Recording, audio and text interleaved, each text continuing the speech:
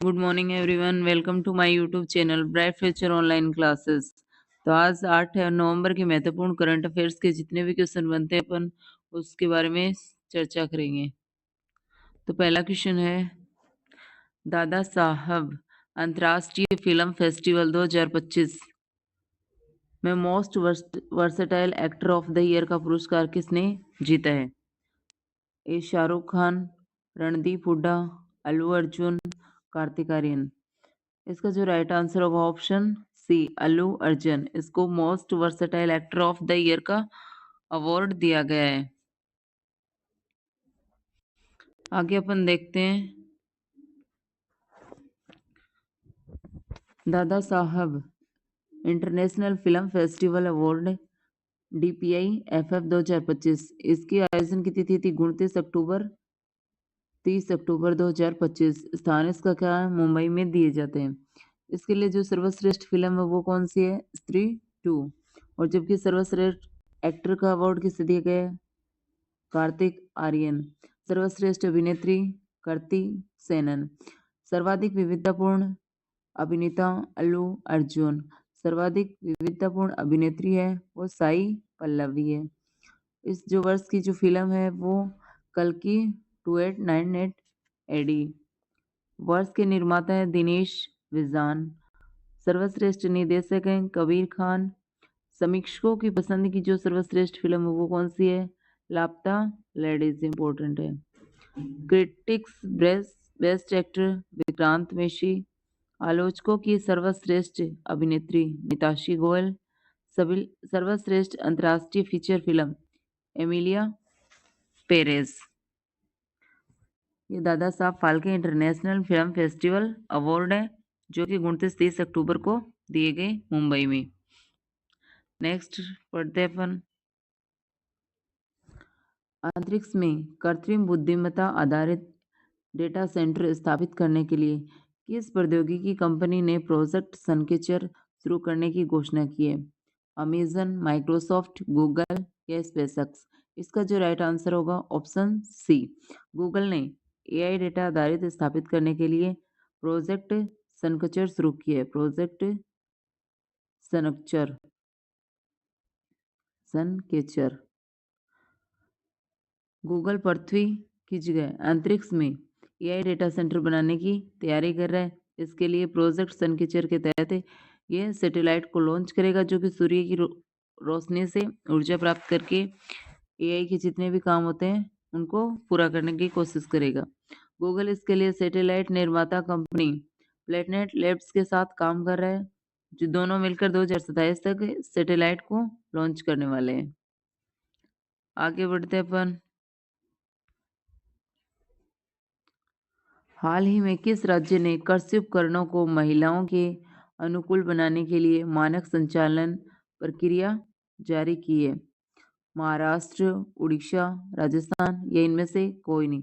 इसका जो right answer होगा ऑप्शन बी, उड़ीसा ने मानक संचालन प्रक्रिया SOP जारी की है। नेक्स्ट है, हाल ही में प्रधानमंत्री नरेंद्र मोदी द्वारा वंदे भारतम के 150 वर्ष पूरे होने पर समारोह का शुभारंभ किया गया है। मुंबई, नई दिल्ली, कोलकाता, इनमें से कोई नहीं। इसका जो राइट आंसर होगा वो मुंबई। इसका जो राइट आंसर होगा ऑप्शन सी, नई दिल्ली। नेक्स्ट क्वेश्चन की तरफ चलते हैं, हाल ही में भारतीय हॉकी के 100 वर्ष पूरे होने पर समारोह का आयोजन किया जा रहा है? मुंबई, चेन्नई, कोलकाता या नई दिल्ली। इसका जो राइट आंसर होगा नई दिल्ली। नई दिल्ली के मेजर ध्यानचंद स्टेडियम में इसका आयोजन किया जा रहा है। नेक्स्ट है, हाल ही में NHPC national hydro power corporation limited इसकी स्वर्ण जयंती के अवसर पर कितने रुपए का स्मारक सिक्का जारी किया है? 70, 100, 50, इनमें से कोई नहीं। इसका जो राइट आंसर होगा ऑप्शन सी, 50 रुपए का स्मारक सिक्का जारी किया गया है। नेक्स्ट क्वेश्चन है, हाल ही में जनजातीय स्वतंत्रता सेनानियों के भारत के पहले डिजिटल संग्रहालय का उद्घाटन कहाँ किया गया है?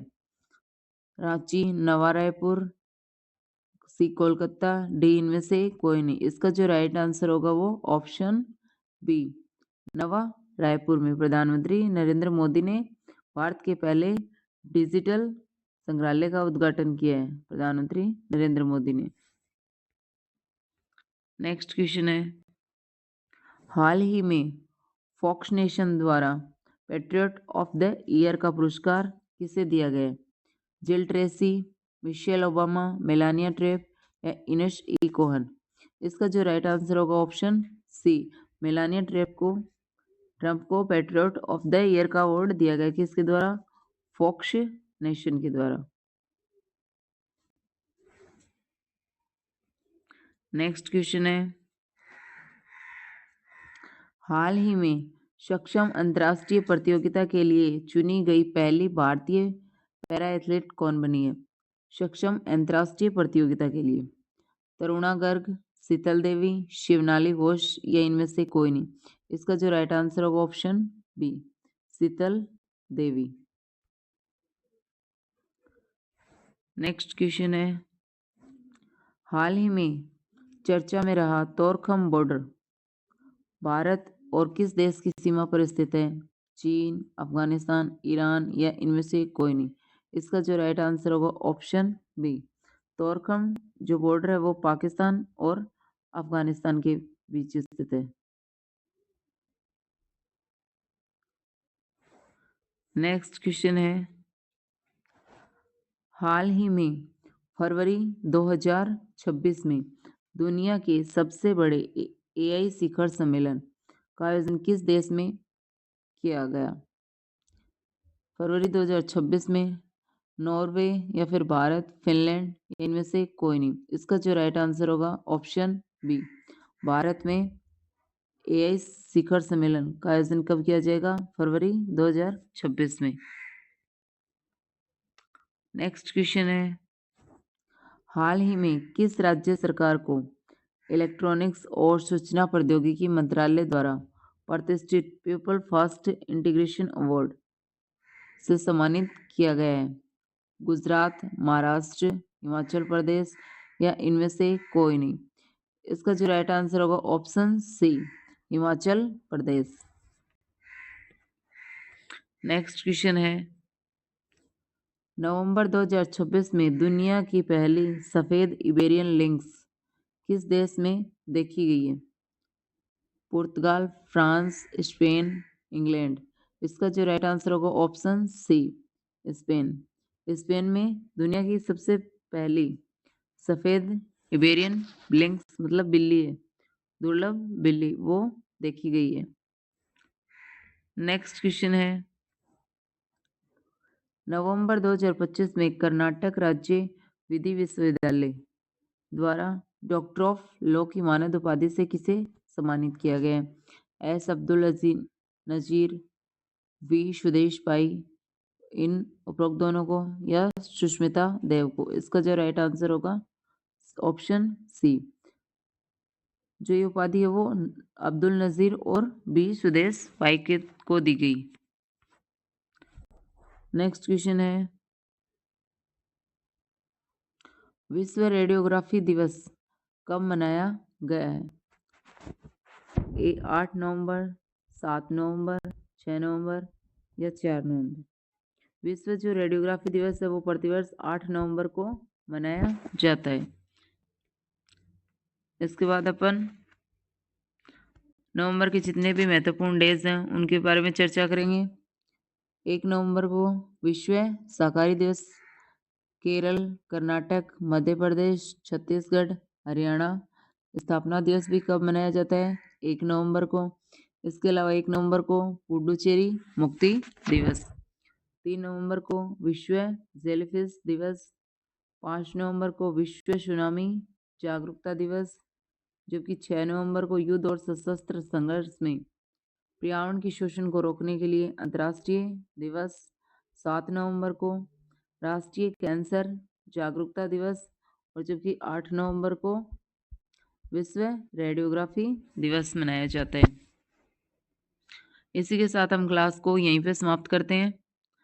ये आज के जितने भी महत्वपूर्ण करंट अफेयर्स के सवाल बनते थे उन पर अपन डिस्कस कर लिए।